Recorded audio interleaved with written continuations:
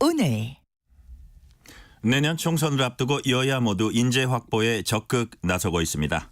민주당 인재위원회 간사를 맡고 있는 김성환 의원에게 인재 영입을 포함한 민주당 현안 여쭤보겠습니다. 의원님 어서 오세요. 네, 안녕하세요. 김성환입니다. 오늘 민주당이 1호 인재를 발표하죠? 네, 그렇습니다. 영입 인재 1호로 환경단체 출신 박지혜 변호사를 낙점한 것으로 이제 전해졌는데요. 네. 1호 인재로 박지혜 변호사 내세운 의미 무엇입니까? 요즘 인류사의 가장 절박한 문제가 기후위기 대응 아니겠습니까? 네. 그것 때문에 세계가 다 기후위기 대응에 대한 여러 가지 정책들을 펴죠. 미국은 IRA법 그리고 유럽은 탄소국경 제도를 통해서 기후위기 대응도 하고 자국의 기후 관련한 산업을 키우죠. 그러니까 풍력, 태양광, 전기차, 배터리 이런 산업도 키우고 거기서 새로운 일자리를 만들지 않습니까? 그러니까 기후가 곧 경제라는 측면에서 기후위기 대응 전문가분을 모셨습니다. 프렌 1.5라고 하는 단체 대표셨는데요. 이 분야에서 아주 열심히 일하시는 분입니다. 그렇군요. 민주당의 인재 영입 키워드가 미래와 민생 회복이라고 하셨는데 그렇다면 인재 영입 전략 구체적으로 좀 설명을 해 주세요. 아무래도 이제 인재 영입을 통해서 민주당이 어떤 정책을 또 새롭게 해나가려고 하는지를 인물을 통해서 보여주는 거 아니겠습니까? 이제 그런 점에서 민주당의 이제 새로운 비전을 새로운 인물 또 그가 살아왔던 정책과 과정을 통해서 보여주고 또 그런 분들이 이제 총선의 전면에 나가서 우리 당을 대표해서 또 선발될 수 있도록 그런 일련의 과정이라고 봐주시면 되겠습니다. 근데 이제 굳이 미래, 민생 회복 요 키워드를 이제 말씀하셨거든요. 아무래도 이제 이게 앞으로 나간다 뭐 그런 뜻으로 해석을 해도 되겠습니까? 그렇죠. 아무래도 지금 인류 사회의 제일 절박한 문제가 기후 위기 대응이랄지 또 불평등 해소랄지 또 대한민국에서는 이제 평화 또 국가 불균형 해소 또 저출생 위기 극복 이런 과제들이 있지 않습니까? 네. 그게 대한민국이 극복해 나가야 될 미래이자 숙제이고 그 과정에 다 민생이 담겨 있으니까요. 그렇군요. 그렇다면 국민들이 좀 깜짝 놀랄 만한 감동할 만한 카드가 이제 준비되어 있는지 궁금하고요. 그 향후 인재 명단에 대한 예고 마치 영화 예고편처럼 예고를 조금 해주신다면 어떤 말씀하시겠습니까? 네, 깜짝 놀랄 인재를 여기서 다 발표하면 이제 정작 발표할 때는 재미가 없을 테니까요. 그때그때에 맞게 예고편을 말씀드리는 걸로 하고 오늘은 충분히 다 말씀 못하는 것을 이해해 주시면 좋겠습니다. 예, 오늘은 한 그 정도만 말씀하신다 이거죠? 네. 전체적인 컨셉만. 네. 또 일부 언론 보도를 보니까 행정안전부 경찰국 설립에 반대한 류사명 전 총경 또 해병대 최상병 사건 수사 뒤에 보직 해임된 박정훈 대령 검찰 개혁을 요구한 임은정 부장검사 등도 영입 검토 중이다 이런 일부 언론이 보도를 했거든요. 이분들 영입합니까? 다 후보군에 있는 분들이신데요. 확정돼 있는 분들은 없습니다. 아 그렇습니까? 네. 후보군인 거는 맞다. 그렇지만 지금 이 단계에서 확정돼 있지는 않다. 네. 그렇군요. 아울러 인재를 영입하는 방식에서 좀 특이한 점 혹은 새로운 점이 있으면 알려주세요. 예를 들어서 국민 추천 방식이라든지 그 방식의 새로운 점이 혹시 있습니까? 네, 저희 당이 이번에 인재를 국민 추천제 방식으로 하니까 국민의힘도 이제 그렇게 따라 하셨던데요. 제가 확인해 보니까 오늘까지 총 이제 추천 건수로만 9,500건이 좀 넘었고요. 그러니까 이제 중복해서 추천한 분들이 있지 않겠습니까? 이제 그런 분들 빼고 나면 순수 인원수로만 1,650명 정도가 이제 인재 국민 추천을 통해서 추천이 됐습니다. 1,600. 그러니까 그분들 한 사람 한 사람이 다 여러 가지 이유에서 인재라고 추천이 된 건데요. 예. 저희가 이제 그분들 이제 분류하고 최소한의 검증하고 이것만 해도 상당한 공력을 지금 들이고 있는 중입니다. 보통 작업이 아니군요. 그렇습니다. 그러니까 전체로 따지면 전체 건수 그냥 중복되는 거 따지지 않고 다 따지면 9,500인데 네. 어쨌든 그런 것도 어떤 특정한 분에 대해서 여러분들이 또 추천한 분들이 있을 거 아닙니까? 그러니까 네. 1,600건 그것도 무지하게 1,600명. 많은데요. 1,600명. 예. 그죠? 무지하게 많군요. 네. 좀 이렇게 상당한 이번 그 선거에 대해서 국민들이나 지지자들이 좀 생각보다 관심을 많이 가진다 이렇게도 보여지는데요. 그렇습니다. 아무래도 뭐 국회의원이 그냥 도매금으로 욕도 먹습니다만 실제로 입법권을 통해서 국가의 제도를 바꾸는 굉장히 주요한 헌법기관 아닙니까? 이제 그런 면에서 많은 분들이 이 각각의 분야에서 관심을 많이 갖고 있고 자천타천하고 있는 중입니다. 그렇군요.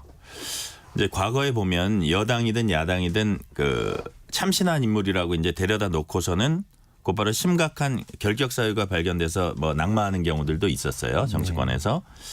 그래서 이제 악재가 되지 않도록 이제 검증하실 땐 신경도 쓰이실 거예요. 어떤 부분 가장 신경 쓰고 계세요? 아무래도 이제 그분이 평소 뭐 SNS 등을 통해서 이제 본인의 생각들을 드러내는데 네. 그게 일종의 평판이 되지 않겠습니까? 그런 면에서 혹시 흠결은 없는지를 유심히 살피는 게 일단 기본이고요. 예. 또 그분의 뭐 재산 상태라든지 또 가족 관계나 혹은 범죄 경력이라든지 이런 것도 이제 기본으로 살펴야 하고 예.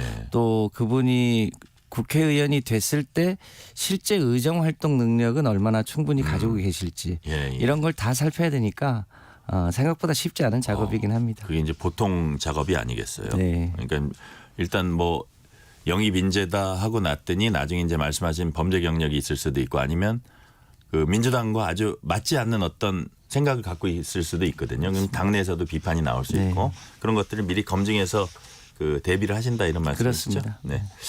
또 이런 지적도 있습니다. 이것도 뭐 여나 야나 마찬가지 해당되는 일일 거예요. 이벤트성 영입에 자칫 몰두하다 보면은 이제 중장기적으로 당을 이끌 인재 육성엔 조금 더 소홀해질 수 있다. 따라서 이제 외향보다 내실에 이제 치중해야 하고 아울러서 내부 인재 발탁도 병행돼야 한다 이런 지적도 있거든요. 어떻게 보세요? 이게 그렇게 하고 계세요?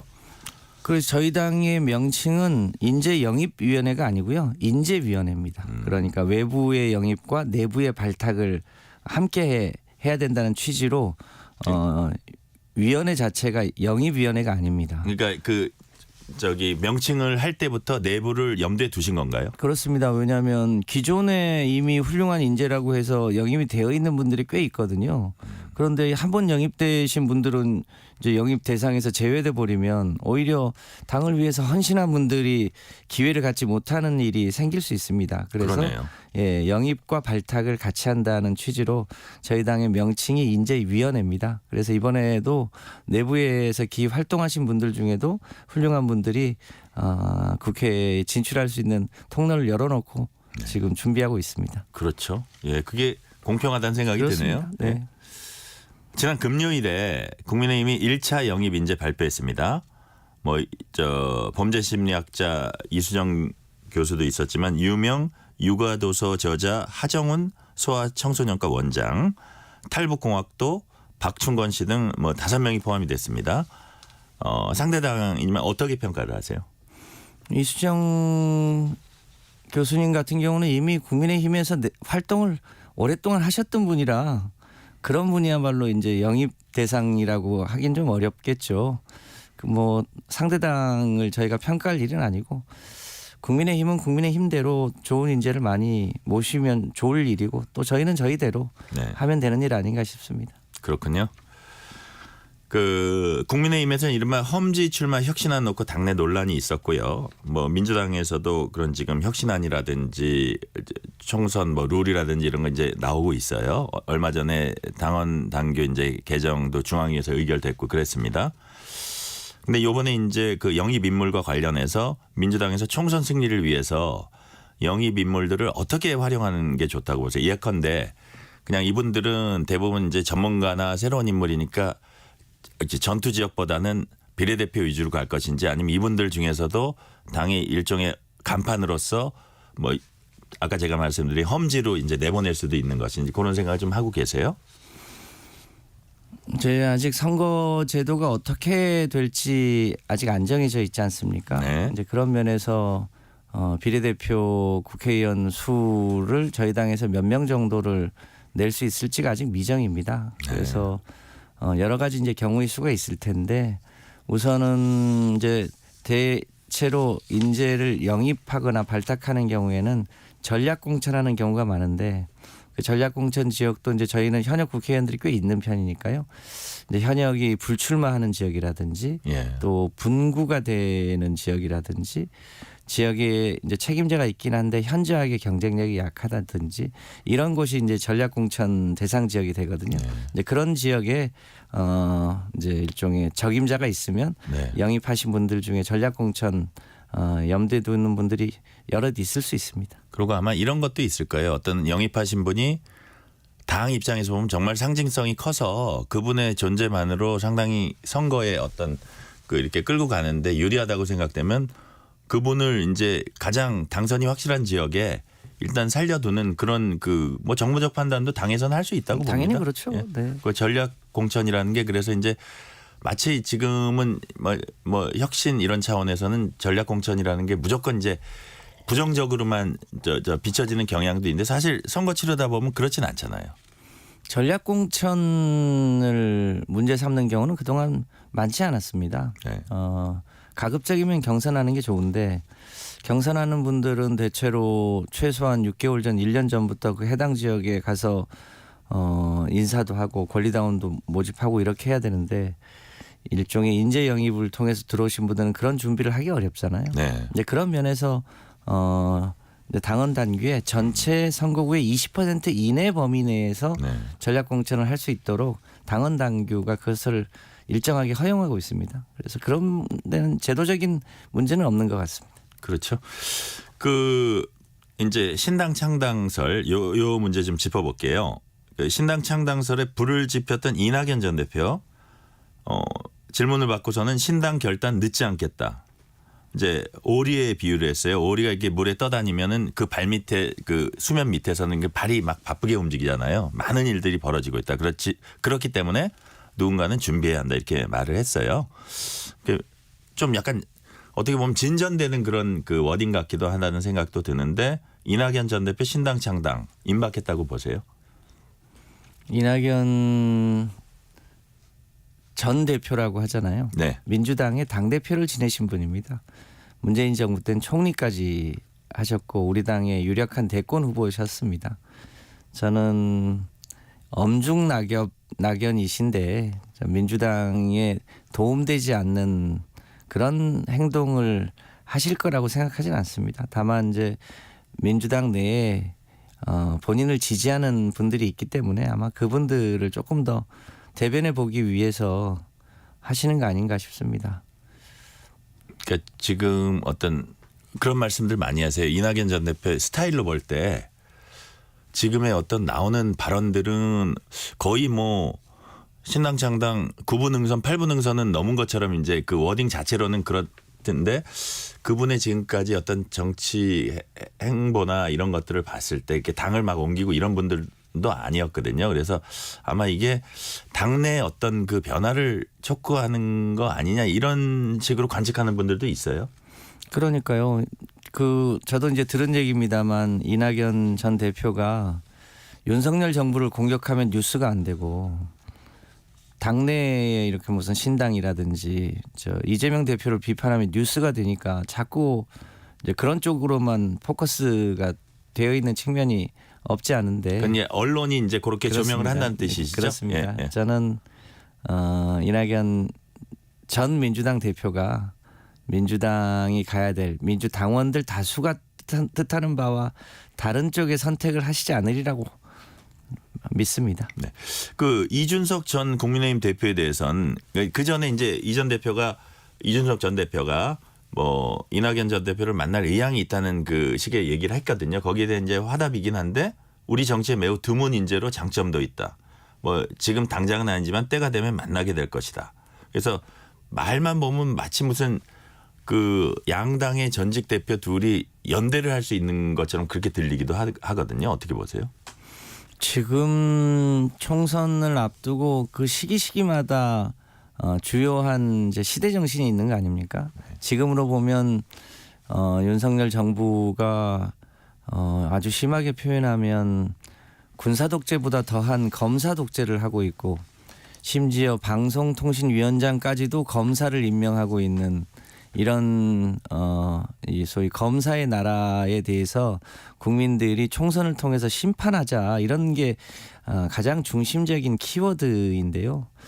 그러니까 이낙연 대표도 검사의 나라 심판에 그 민주당이 그 중심에 있는데 그 대열에 함께 할 것인지가 가장 중요한 문제고 그런 면에서 이준석 대표도 뭐 반유는 안 한다 뭐 이렇게 하면서 어정쩡하게 제3지대를 추진하는 것 같은데 무엇을 목표로 하는지를 좀 명확하게 하는 과정에서 뭐 다양한 합종 연행이 있을 수 있다고는 보여집니다만 더 중요한 키워드는 우리 국민들이 이 검사의 나라 대통령이 한 명인지 두 명인지 헷갈리는 그런 나라를 빨리 좀 조기에 종료하고 좀 이 선진국의 품격에 맞게 살아보자 이런 우리 국민의 여론이 이번 총선의 주요한 판단의 기준이 될 건데요. 이제 그런 면에서 각 당이 최선을 다해야겠죠. 그 비명계 원칙과 상식 토론회가 주말에 또 있었습니다. 이른 12월에 당 지도 결단 촉구하면서도 일단 신당 창당 여부에는 선을 긋고 있는데 이제 이분들이 당내 변화를 이제 모색하고 있어요. 이분들도 뭐 탈당할 가능성 얼마나 된다고 보세요? 뭐 알 수 없죠. 그런데 우리 국민들이요 선거 앞두고 탈당하는 분들 별로 안 좋아합니다. 그리고 그분들이 탈당을 뭐 만약에 하게 된다면 여러 가지 명분을 뭐 가지려고 노력을 할 텐데 그것도 그 취지에 동의하기가 쉽지 않을 겁니다. 왜냐하면 그분들이 당내에서 특히 체포동의안 등등 일대 했던 행동들이 있으셨거든요. 참 비원칙적인 행동들을 하셨는데 이름을 원칙과 상식이라고 해서 참 본인들이 그간 활동해왔던 것과 맞지 않는 이름을 갖고 계시다 이런 느낌은 가지고 있습니다. 내년 총선에서 현역 의원 페널티 강화하고 총선이 전당대회에선 권리당원 권한 늘리기로 하는 이제 당원 당규 개정이 최근 중앙위에서 있었잖아요. 이제 어떻게 보면 강성 지지층과 결별해달라 요구가 비명계 의원들 입장에서는 묵살됐다 이렇게 이제 주장을 하고 있습니다. 이 항변 어떻게 보세요? 예전에도 다 김대중 대통령 때부터 또 노무현 대통령 때 문재인 대통령 때 다 일종의 당의 적극적 지지층이 있었거든요. 그 적극적 지지층을 그때그때 이제 부르는 표현이 달랐는데 네. 당의 적극적인 지지 의사를 갖고 있는 당원들을 결별하라고 하면 누구랑 같이 당 활동을 합니까? 지지의 정도가 차이가 있을 수 있습니다만 당의 중심은 당원이죠. 그런 당원들의 뜻을 잘 대변하는 게 정치죠. 또 국회의원이 해야 될 역할 아니겠습니까? 뭐 결별하라 이건 상식적으로 맞지 않는 얘기입니다. 민주당 이해찬 상임고문이 이제 총선 전망을 내놨어요. 단독 과반이냐 아니면 뭐 지난 총선처럼 180석 그 확보냐 이게 관건이다. 이 분석 어떻게 보세요? 그러니까 이런 낙관론을 얘기하는 게 과연 당에 그 도움이 되냐 이런 그 관측도 있어요. 네, 뭐 선거라는 게 뭐 늘 생물이어서 낙관은 금물이고 그렇지 않겠습니까? 이제 저희 당도 최소한 국민의힘이 소위 검사의 나라를 전행할 수 없도록 최소한 과반 이상을 목표로 최소한 1당을 목표로 해야 되는 건 이제 저희의 목표이고요. 실제로 얼마나 의석을 확보할 수 있을지는 알 수 없죠. 근데 최선을 다해봐야 하고 이제 최근에 워낙 윤석열 소위 이 검사 독재에 대한 국민들의 뭐랄까 피로감, 심판하겠다고 하는 생각 이런 게 광범위하게 퍼져 있는 건 사실이거든요. 아마 그런 측면에서 이해찬 대표가 예측하지 않았나 싶습니다. 여기까지 듣겠습니다. 지금까지 민주당 인재위 간사 김성환 의원이었습니다. 감사합니다. 네, 고맙습니다.